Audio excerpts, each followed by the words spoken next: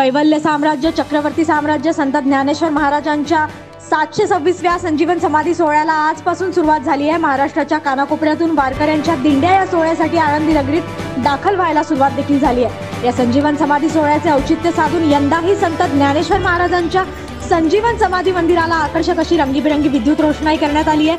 त्यामुळे इंद्रायणी काठ आणि मंदिर परिसर उजळून निघाला आहे।